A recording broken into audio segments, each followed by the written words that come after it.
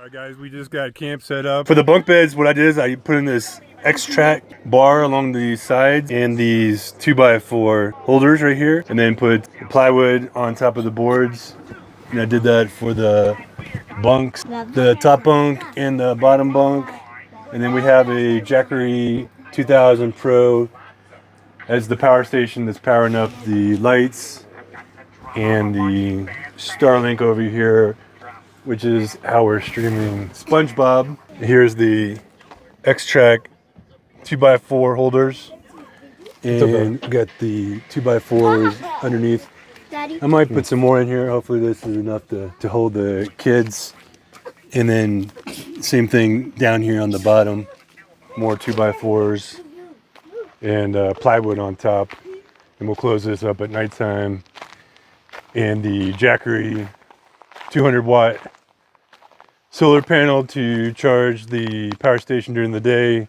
And if we need to do a quick charge, we got the propane generator, inverter generator, which is pretty quiet. We're out here boondocking. We're in dispersed camping. We're pretty far away from Winter Park. It might have been like 10 miles into the mountains back here in National Forest. There's nothing to worry about bothering anybody if you need to power up the generator at nighttime. There are bears out here. There's definitely bears out here, so we got to keep everything all locked up and put everything away tonight so we don't attract any animals. And this is going to be our camp for tonight. In the morning, we're going to go up to the Continental Divide, and we're going to see if we can get to the Rollins Pass. We tried to get there from the east side on the Denver side the other day, and I got a flat tire, and we had to change the tire and head on back. So we're over here on the Winter Park side on the west side. We're going to see if we can make it up there tomorrow and check out the old trestles. There's no running water, so you have to bring your own water if you do dispersed camping. And I just finished cooking dinner, and I want to clean up the pots and pans so that way in the morning I don't have to. All right, guys, we got the kids to bed, and we're cleaning up the camp and get everything packed up so that we don't have any visitors tonight. So go ahead and say goodnight to them. Good night, guys. Good night. Say goodnight. Good night. Oh my God. You guys like your bunk? Now go to sleep. All right, watch your head up there, okay? Okay, sure. All right, good night.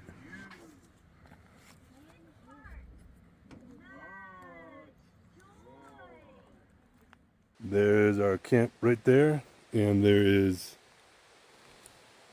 a creek down here. Let's see if I can check it out.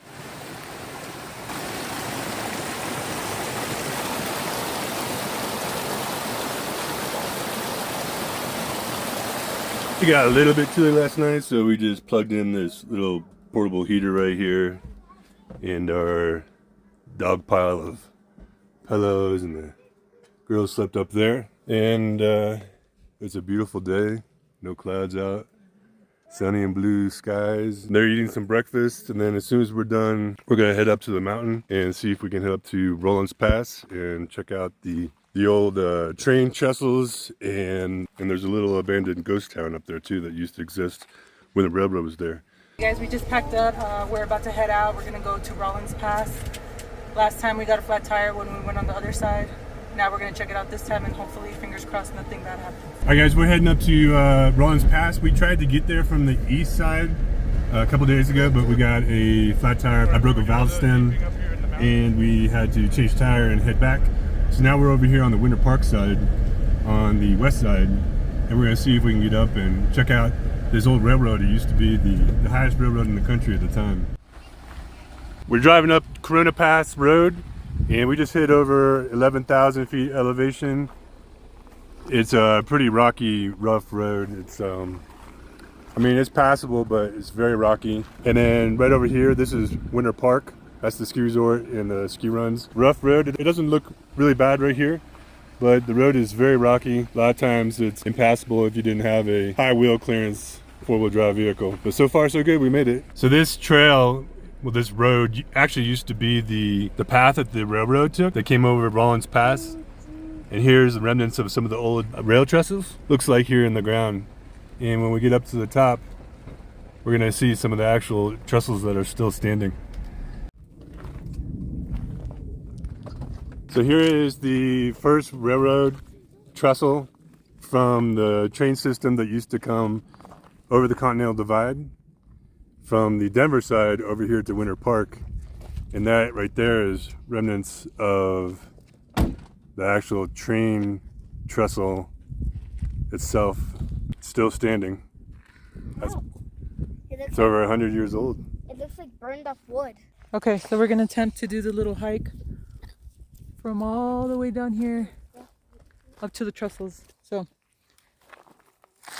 come through with us. We're a little bit crazy too, going up here. Yeah, 3 kids and 1 mom. Weather up here in the mountains is perfect. It's like 70 degrees maybe right now. It's perfect. Perfect.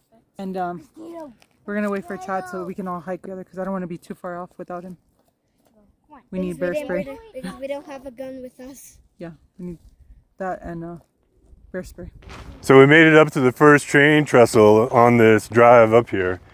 And this train route goes all the way up to the top of this mountain. You might be able to see some cars that are parked up to the side. But this came all the way up to the top of the mountain, crossed over the Continental Divide from the Denver side. And this was the first train railway to actually do that. And this is one of the remaining train trestles that's still standing here today. That's crazy. This thing's been here for over 100 years. Over 100 years? Yeah. Oh man, that's more than 100.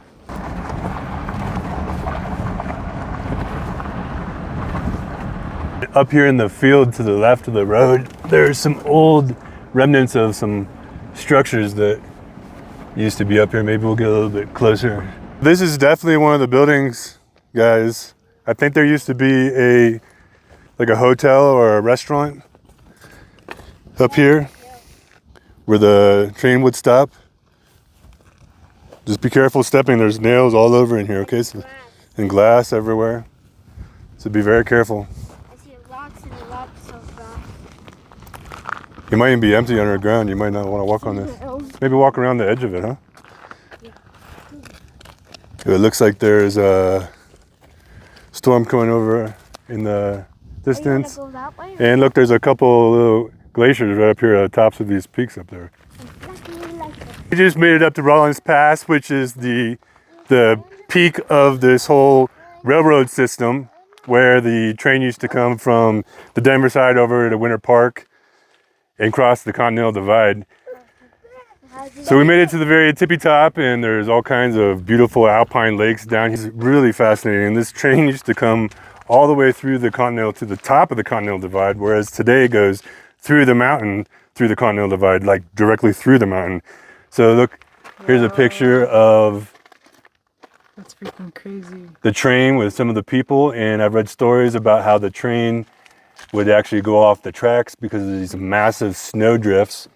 There was a little hotel and a building where they could stay here, maybe get some food and shelter. Loop trestle crossing over the tunnel number 33. So there was multiple tunnels. Some of them are not there anymore, but some of the trestles are still there. And these are some of the pictures of the train coming through the snow drifts, the people having to get out and shovel the snow. There's Rollins Pass, rail elevation in 1904, 11,660 feet. Originally the Ute Trail, then the Boulder Pass, and finally in 1873, they changed it to Rollins Pass. Tunnel vision? Can you see the same thing over?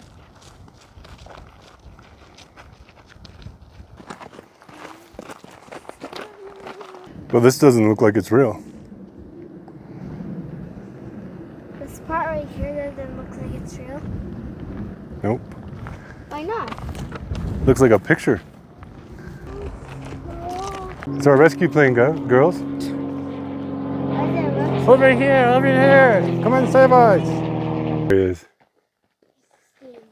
Hey there, buddy. I see him. He doesn't think we can see him.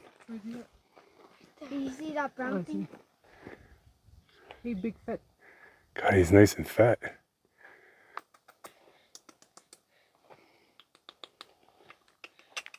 Do you speak Mormon? We're following the actual path of the railroad, and all the trestles are all thrown off here on the side of the mountain. And this is Rollins Pass, and this is the path that the rail actually took, over 100 years ago. It looks like you can Maybe walk up here. All the way up there with the piece of wood tied to it. All right, so there's definitely like a rock avalanche. Hey girls, stay here and I'll walk up, okay? See if it's safe. I don't know, it might have just collapsed. It's a really Can I come with you? dangerous location. No, stay here. All right, this is like where I tried to drive the Jeep through the other day and blew out a valve stem, brushing up on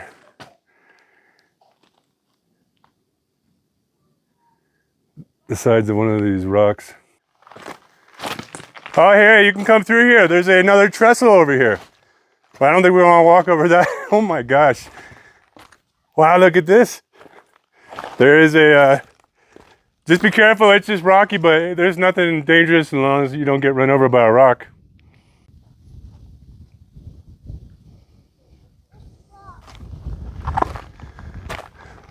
Wow, there is a, there is an old train trestle hanging off the side of the mountain up here. But you want to walk across this?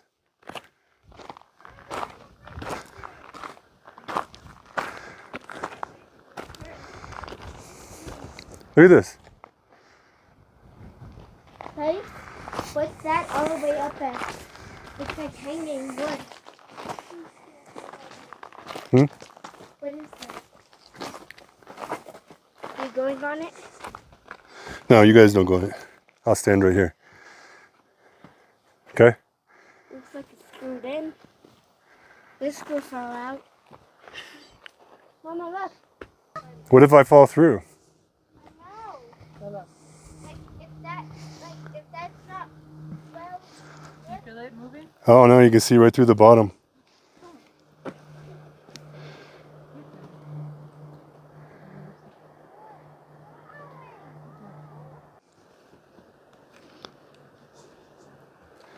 I know, this seems like a little bit sketchy. There's got to be a better way to get over there. So we're going to skip this, I think. All right, and my gut feeling is telling me not to walk across there. Maybe it's okay, but maybe it's not. So we'll go to the tunnel another day. Guys, this is going to wrap up our trip to the top of the Rollins Pass, and we followed the rail system all the way to this old trestle that's hanging off the edge of this mountain. And there's a thunderstorm, then that's sketchy too. And we still have like, I don't know, what was it, 15 miles or so to trek down the mountain. And then we gotta go find our camp somewhere on the other side of some other mountains. So we hope you enjoyed the little trip up to the top of the Continental Divide. This old railway that used to be the highest in the nation back in the day, and crossed the Continental Divide from Denver over to Winter Park. Pretty amazing feat for these people to have accomplished back in the early 1900s. Can you imagine your kids surviving back in the early 1900s? Huh? Digging out trains from 20 feet high snowdrifts and snowbanks.